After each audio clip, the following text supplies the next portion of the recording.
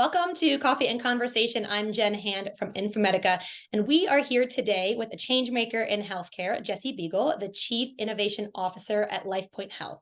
So she was recently named to the top 49 Chief Transformation Officers to Know by Becker's Hospital Review. And prior to Lifepoint Health, she helped launch Walgreens Health, led consumer health efforts at Google, and was a founding member of AWS Healthcare and Life Sciences. Great to have you here, Jessie. Thanks for having me. So I actually want to start more generally because you do have a very diverse background, which we'll dive into, but you've been part of the speaking circuit now for a bit with at Health last year, AHIP, Nashville Healthcare Council, and others, and have likely heard a lot of tips, hot topics, and strategies related to AI and healthcare. So what is, in your opinion, the most poignant session or takeaway or speaker that you've heard in the event circuit so far in the AI and healthcare realm?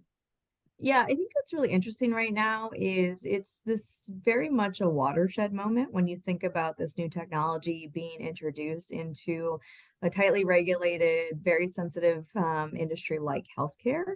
And so while there's been lots of talk, I would say that the industry as a whole is still really trying to get its arms around what is AI, what is generative AI, and what does it mean for our core business, and how to talk about it. And so one of the things that I talk a lot about in a lot of the panels that I've been on is, given my background, having been on the tech side, working at Amazon and working at Google, now being on the delivery side with LifePoint, is how do you kind of translate between the two worlds? Because first principles, like we needed to have common definitions as to what are we even talking about when we talk about these new technologies such as generative AI, and what does it mean for the business of healthcare? What does it mean for patients? What does it mean for privacy? And the list goes on and on and on. And so that's really where I think we need to, as an industry, start to focus is what are we talking about? How is the technology, which in the end of the day is a tool, it is a very powerful tool.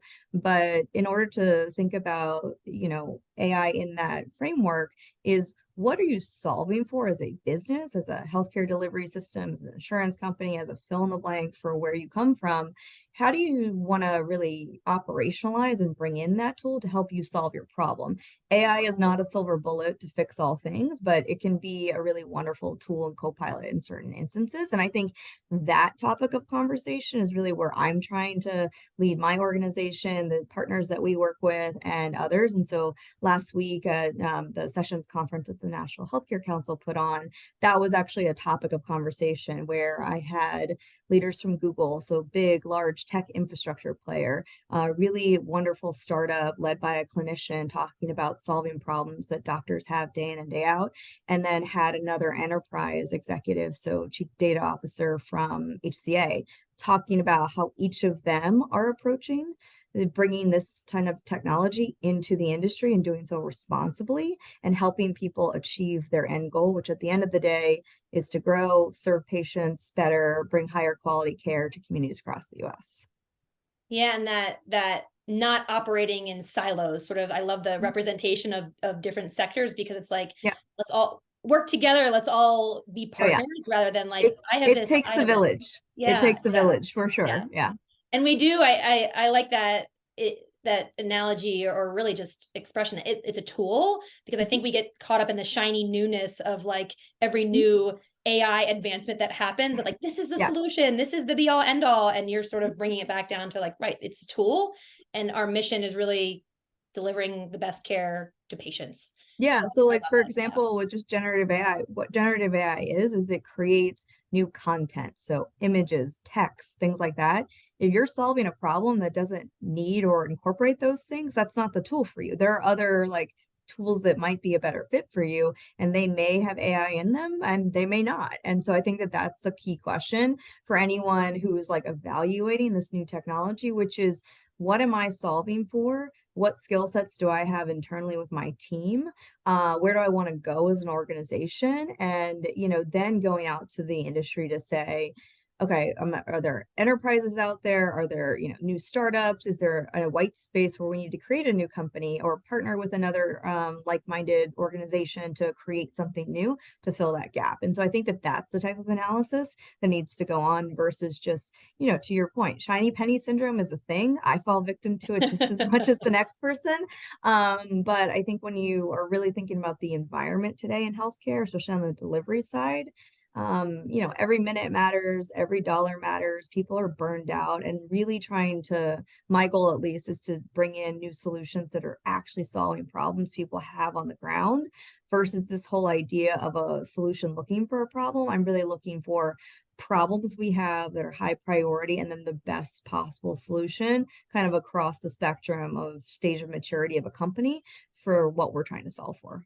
Yeah, and that's a great segue because a lot of your work that you're doing, helping the company, helping Lifepoint Health identify and build new tech-enabled solutions that improve health outcomes, which is a problem we have. And that's the short version. I know you do a lot more than that, but if you could pick just one or two, what's been the most maybe impactful solution that uses AI that you've seen so far? And that might be a hard question, but I'd love to hear your response. Yeah, so there's actually two that I would highlight. One is an enterprise and one's a startup. So I also think that this gives like a good view into the way that I view the world, right? It's not I just need to go to a startup because we have paper with them and it's easier to execute. It's what is the best solution for the problem that my team has on the ground, and that's really the lens that I look at every problem through. So from an AI perspective, the first one I'll start with the enterprise. So we recently entered into a partnership with a company called Palantir. For those who may not be familiar, Palantir's been around about 20 years. They're one of the best data and analytics company on the planet. I've known them for about 10 years.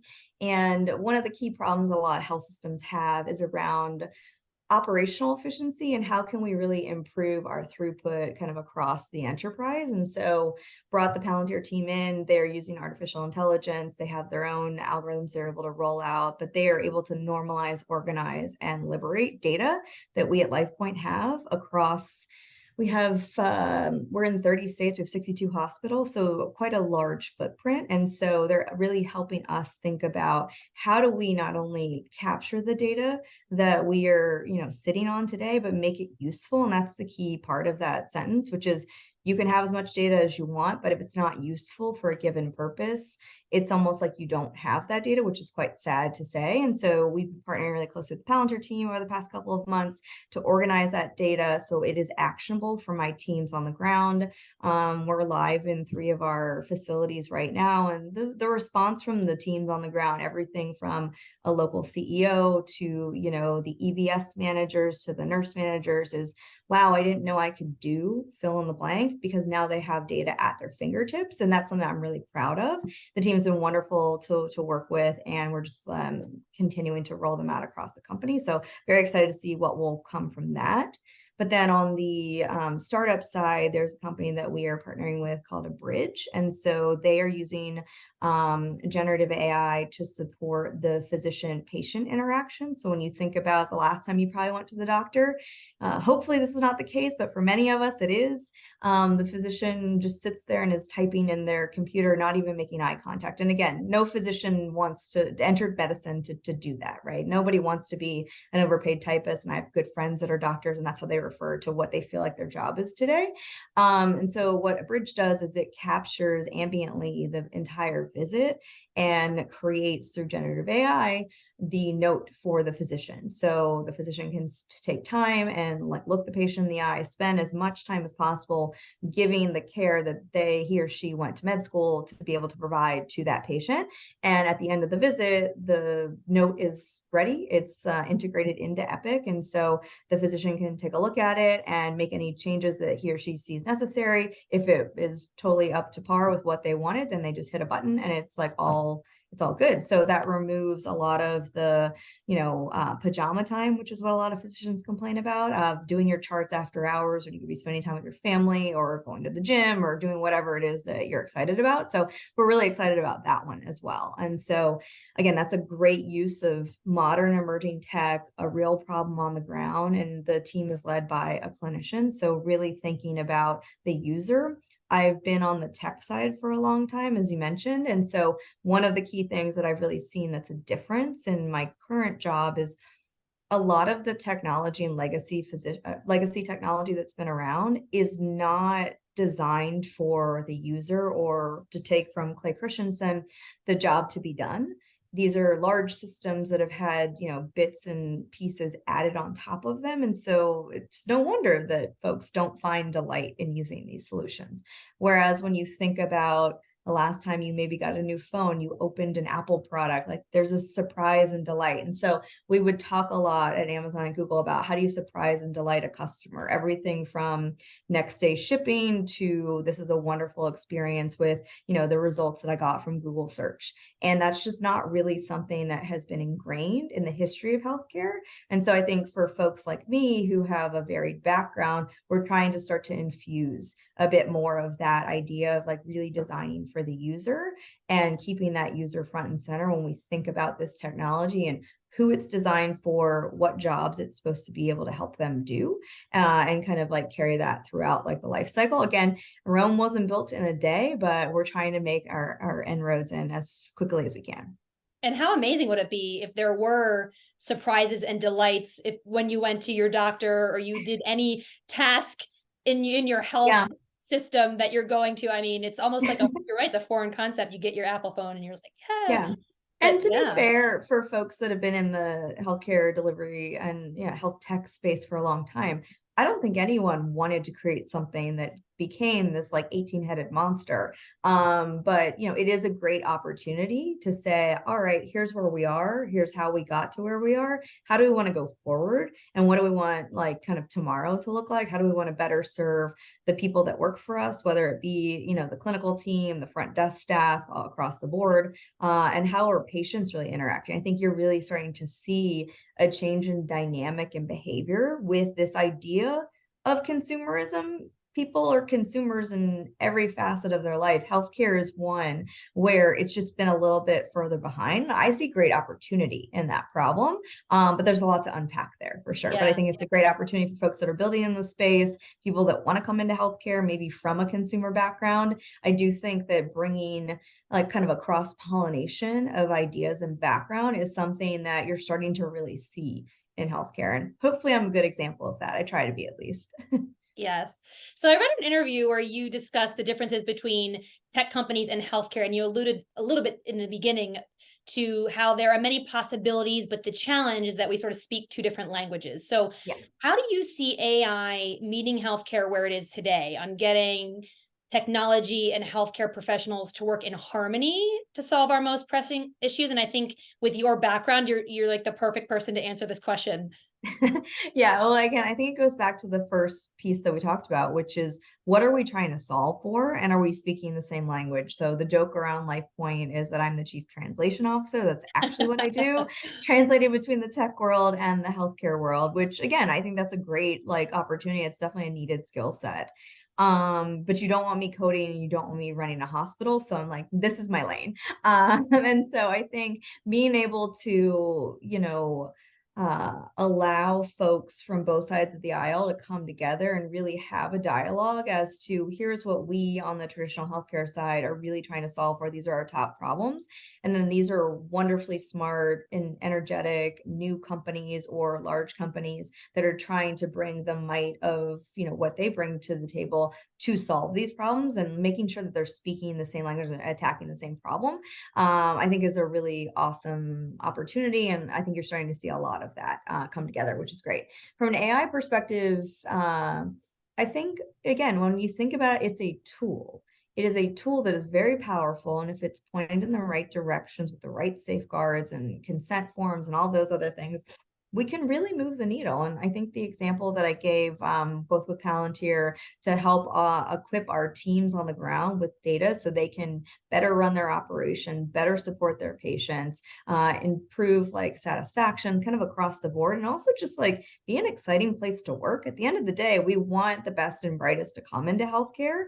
And a lot of times that's not seen as the case given like everything that went on with the pandemic. And so I think having cool technology that actually helps someone do their job better, more efficiently, and brings a little bit of that surprise and delight is something that's wonderful. And so I'm very excited about that. But also when we talk about, a bridge, for example, this is modern AI that is actually attacking a real problem folks have, which is burnout and losing that empathy and interaction with patients. And so I think that, that's another great example of how we're starting to bring it into the daily lives of folks across Lifepoint. I know others in the industry are looking in similar areas. And so I'm very excited about what healthcare is going to look like in the next couple of months.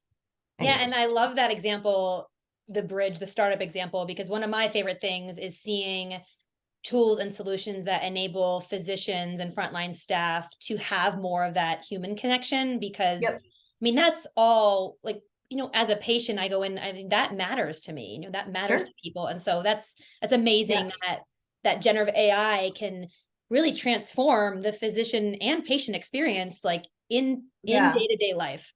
And just to pull on that thread a little bit, one of the common just like reactions, like I worked at DeepMind before as well, which is one of the leading AI companies over in London that Google acquired. And one of the things that I've heard throughout my career working in AI is, oh, machines are going to take the place of people. But when you think about that example we just talked about and your personal experience, empathy and human interaction and human ingenuity is really important, especially when you think about healthcare and like someone helping to diagnose or put you on the right like treatment path. Technology, artificial intelligence they're wonderful tools to help like take away what we used to call at Amazon the undifferentiated heavy lifting. So having to create a note, yes, you have to create a note as a physician. Like that's how you get paid. That's how you track, your patient's care over time. That's how you can share information with other physicians who may need to be part of the care team, etc. And so very necessary, but there is a lot of headache that kind of goes into that process today. And so when we think about it's necessary, but there's a way to make it an improved experience, and again, bringing in a bit of that delight, we need to marry the two. And I think that's why it's such a great example of this is solving a real problem people have. It's allowing them to be more efficient with their time. And so they can spend their time on more higher order opportunities, which is human empathy, like human reasoning, and being able to look that patient in the eye and give the care and empathy that only a person can do, that a machine just will never be able to do. Machines can do lots of things, and that's great. But I think the combination of wonderful technology and tools that support, wonderful physicians and care team members really is that exciting cross section of what I see the future of healthcare looking like. And maybe I'm a perpetual optimist. I probably am, but that's okay. But I think that that's where people really get their superpowers, which is to be the best physician, nurse, etc., that he or she can be, with the partnership and sort of having these tools in their tool belt. And I think you're onto something with this surprise and delight, like AI solutions in healthcare must have surprise and delight. Could this be the future of healthcare? I don't know, but I think you're onto something here. That's the kind of healthcare that I want to see for my own care, my family, my friends. So I'm hopeful. Yeah. So as we wrap up, a few fun facts our viewers may not know. So you're a former NCAA Division I soccer player, a member of the WEF, a recovering Esquire, and also you're working on your first book. So since this is a series on AI, I have to ask, where do you see AI being the most useful? And soccer, shaping the global agenda, and law are helping you. Most useful for me. I think you could put AI in any of those categories.